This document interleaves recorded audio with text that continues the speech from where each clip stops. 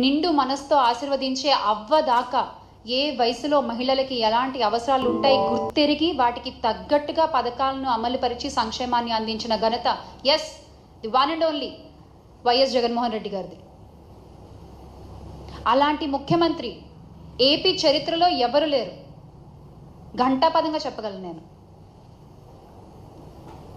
He's the one and he's the only one. నవరత్నాల పథకాల్లో 90% మహిళల కోసం ఇస్తే ఆ సంక్షేమం వల్ల ప్రతి ఇంట్లోనూ మహిళలకి ఎంత గౌరవం పెరిగింది, ఎంత విలువ పెరిగింది మనందరం చూసాం. ఆడపిల్లల్ని కనడానికి భయపడేటువంటి రోజు నుంచి పర్వాలేదు, ఆడపిల్లని కన్నా ఏం కాదు, ఆసరాతో 5,000 దగ్గర నుంచి మొదలు పెడితే స్కూల్కి పంపిస్తే అమ్మఒడి పేరుతో డబ్బులు వస్తాయి ఆ తల్లి అకౌంట్లోకి, ఆడపిల్లని చదివించవచ్చు. ఆ తర్వాత ఆ పిల్ల పెళ్ళికి వైఎస్ఆర్ కళ్యాణమస్తు వస్తుంది, షాదీ తోఫా వస్తుంది. ఇలా ఏ వయసుకు తగ్గ వాళ్ళకి ఆ వయసుకు తగ్గ అవసరాలని తీర్చిన వ్యక్తి వైఎస్ జగన్మోహన్ రెడ్డి గారు. మహిళలకి అండగా నిలిచిన ప్రభుత్వం వైఎస్ఆర్ కాంగ్రెస్ పార్టీ. ఆడపిల్ల పుడితే స్కానింగ్లు చేసుకుని చంపేసుకునే రోజుల నుంచి ఆడపిల్ల పుట్టినా పర్వాలేదు అనే స్థాయికి తీసుకొచ్చిన ఘనత వైఎస్ఆర్ కాంగ్రెస్ పార్టీది. కానీ ఈ రోజున మీరు ఏం చేస్తున్నారు? అబద్ధపు హామీలు చెప్తున్నారు. ఎంతమందినో మోసం చేస్తున్నారు మీరు. చివరికి మహిళల్ని, చిన్నపిల్లల్ని కూడా మోసం చేయడమేనా? ఏంటిది చంద్రబాబు నాయుడు గారు? ఈ రోజున మీరు 33% రిజర్వేషన్ అని మాట్లాడుతున్నారు కదా, కానీ ఎలాంటి ధర్నాలు జరగకుండా, ఎలాంటి పోరాటాలు చేయకుండా, ఎవరు నోరు తెరిచి ఇది అడగకుండానే మా జగన్మోహన్ రెడ్డి గారు మహిళల కోసం 50% రిజర్వేషన్ అనేటువంటిది ఆయన చేసి చూపించారు. ఎవరు అడగలేదు ఆయన్ని, ఎవరు దానికోసం పోరాటాలు చేయలేదు. కానీ ఆయనకి తెలుసు ఒక మహిళ కోసం నించోవాలి అని ఆయనకు తెలుసు. అందుకనే ఆయన చేసి చూపించారు. అందరికంటే ముందుగానే ఆయన మద్దతుగా నిలిచారు. వైఎస్ జగన్మోహన్ రెడ్డి గారి దార్శనికతతో వేసిన అడుగులు ప్రతి ఒక్క మహిళలో ఎంత ధైర్యాన్ని పెంచాయో గత 5 ఏళ్లలో మనం చూసాం.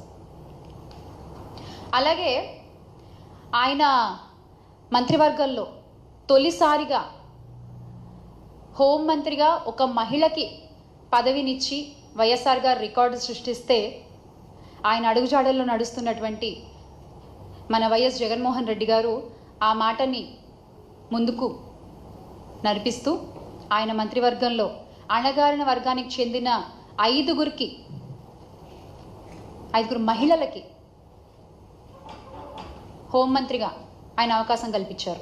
అంటే మొట్టమొదటిసారి మనం చూసుకున్నట్లయితే కనుక తొలి మంత్రివర్గంలో దళిత వర్గానికి చెందిన మేకతోటి సుచరిత గారు, అలాగే ఉప ముఖ్యమంత్రిగా గిరిజన మహిళ పాముల పుష్పశ్రీవాణి గారు, మలి విడత విస్తరణలో హోంమంత్రిగా దళిత వర్గానికి చెందిన తానేటి వనిత గారు, మరో 3 మహిళలు, ఆ డిప్యూటీ సీఎం కావచ్చు, హోంమంత్రి కావచ్చు, సబ్జెక్ట్ టు కరెక్షన్, ఇలా చాలామందికి మహిళలకి ఆయన మంత్రివర్గంలో స్థానాన్ని కల్పించారు. ఆర్థిక, సామాజిక, రాజకీయ వర్గాల్లో మహిళలు ముందుండాలి అన్నటువంటి సదుద్దేశం జగన్మోహన్ రెడ్డి గారిది. రాష్ట్రంలో 13 జడ్పీ చైర్మన్ పదవుల్లో 7 మహిళలకే ఇచ్చారు. 26 జడ్పీ వైస్ చైర్మన్ పదవుల్లో 15 మంది మహిళలకు అవకాశం కల్పించారు. 12 మేయర్ పోస్టులుంటే 24 డిప్యూటీ మేయర్ పదవులు, మొత్తం 36 పదవుల్లో 18 మంది మహిళలే ఉండేలా చూసుకున్నారు ఆయన. ఇది కదా దార్శనికత అంటే,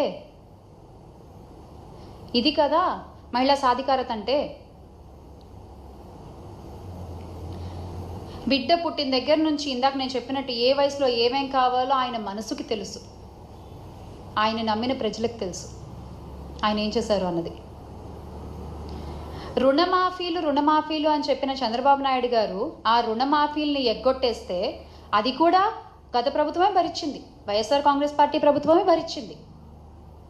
డీటెయిల్గా చెప్పాలంటే కనుక 0 వడ్డీ పథకాన్ని రద్దు చేసినందుకు గాను అప్పులు తడిసి మోపెడయ్యాయి.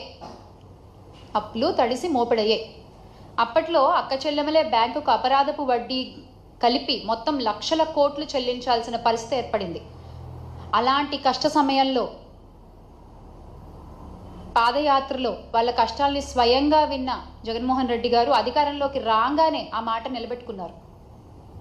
2019లో అసెంబ్లీ ఎన్నికల నాటికి రాష్ట్ర బ్యాంకర్ల సంఘం SLBC వివరాల ప్రకారం మహిళల పేరిట పొదుపు సంఘాల్లో ఉండే 25,571 కోట్ల రుణాన్ని 4 దఫాలుగా వైఎస్ఆర్ కాంగ్రెస్ పార్టీ ప్రభుత్వమే తీర్చింది. 4 దఫాలుగా ఆ మహిళల చేతికి అందజేసింది.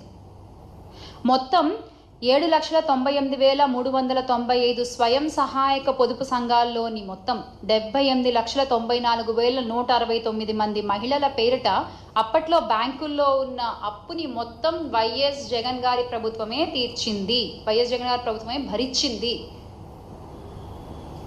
వైఎస్ఆర్ ఆసరా, వైఎస్ఆర్ సున్నా వడ్డీ ద్వారా లబ్ధిదారి పొందిన అక్కచెల్లెమ్మలు పొదుపు సంఘాలు తిరిగి మళ్ళీ క్రియాశీలకంగా మారాయి అంటే ఆ ఘనత ఖచ్చితంగా వైఎస్ జగన్ గారిదే, వైఎస్ఆర్ కాంగ్రెస్ పార్టీదే. కానీ ఈ రోజున మీరేం చేస్తున్నారండి? ఏం చేస్తున్నారు?